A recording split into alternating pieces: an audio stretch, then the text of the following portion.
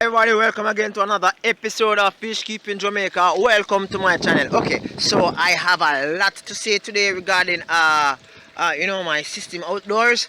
I don't know where to start from, but anyway, let me start from here. Okay, so this is a bucket, right? This is my bucket filter, right? And my bucket filter is powered by a power head. Now, water looking green, right? That's because the power head was over by this system, which is my Embuma 250 gallon tote, right? It is being powered by air pump, right? Air pump, air stones only, with plants and frequent water change. Now I just changed it. I just changed it like probably about 3-4 hours ago, right? So now this pond system, should I say goldfish? Yes, goldfish toad pond system is getting this filtration system. It's been a while since I've actually placed a power head on this system, right? The power head for this system actually burnt up a few months ago. I haven't gotten around to purchase one as yet. I need to purchase at least 3. So currently I am just using a Marina air pump just to give air, to the pond so that the fish can survive. Now it was I used that system in this pond for about, as I said, about probably about 6 to 8 months, right? And goldfish did okay. Never had a fish kill. No one died. Frequent water change and all that. Okay, so the essence of this video is how long before this green water actually change to clear water, in which I can practically see the base. Now, points to note, my filtration system has a sponge and it has some amount of gravel, right? Now the sponge acts like a mechanical filter system, while the gravel acts as a biological filter system. So I don't have any chemical filtration system. Well, none technically, right?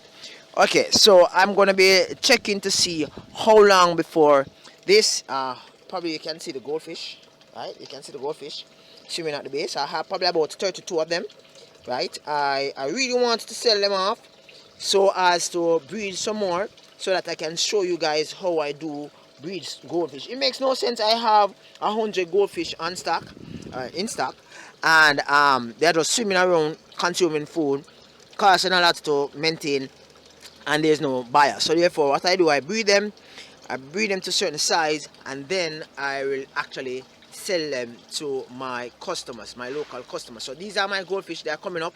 They're thinking that I'm going to be feeding them. I feed them probably once every other day. Now whenever they see me up like this, they are like, rushing, thinking that I'm going to be feeding them. Okay, so this pond system is like that, right? I place some Elodua denser in the pond, or should I say tote, for some persons who are acting difficult. No, don't want me to call this a pond, right? I place some Elodua denser in this pond, and they actually, I don't know what happened, but it's like gradually they just, I don't know, they die or something, right? I place some duckweed in this pond, giant duckweed, and the goldfish and the koi practically ate the roots. Okay, so I'm going to be coming back before the video is finished, before I edit the video, probably in a few days time, and I'm going to check to see how well. Now, as I said before, this water was very green. I changed it probably about 95%, 96% between last night and this morning, and water is up. Within a few hours it became green again, right? So usually when I have a bucket filter, it normally disturb the thickness of the, wow, I just love my goldfish, looking beautiful, right? Normally they stay, normally the green water doesn't stay that long because it's just been filtered. I actually maintain the bucket, whatever is in the bucket, wash it, clean it, like every weekend, and it would be good to go. But it has been months, yes, it has been months since I've actually changed my bucket filtration system. Now I need a bucket filter for my tilapias. um, they are currently surviving off an air pump and frequent water change, right? I saw one floating, one died yesterday. Hopefully I can get a bucket filter before the end of this week coming. Up and running, powered of course by a power head. As I talk about power head, alright, let's talk a little bit about power head versus external water pump. Now external water pump costs a lot to maintain, and it generates it generates a lot of well, it uses a lot of electricity. I once had a external water pump. Let me show you where I had it. Once had an external water pump, right? The external water pump, this probably, if you click on my old videos, you might see the system up. My external water pump was there, right? And it was on. It usually sucks the water from the system using the lower pipe, right? So it would suck the water from the lower pipe, right? This is, the pipe is still there, right? It would suck the water from the lower pipe, and it will go through a big 55-gallon drum filled with sand and stone, right? It will be filtered with sponge also, right? So sand, stone, and sponge will be in it, and it will be filtered, and then now it will be returned. I think this was the return. This was the return pipe. It would be returned actually to this system, where in which it would actually, it's like it's just a constant flowing thing. Now when I first placed it on my system, right, it went good. It was really good. I mean, my water was like crystal clear. I could see my fish, right?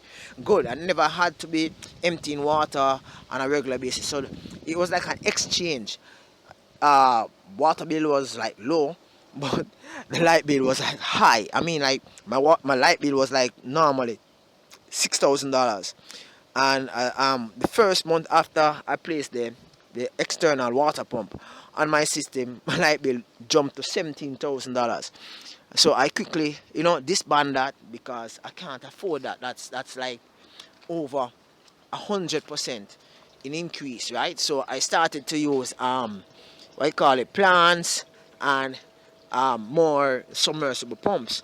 Now the more totes I have is the more submersible pump, and each tote I have about 6 totes, plastic totes, and each submersible pump costs a total of probably about $10,000, right?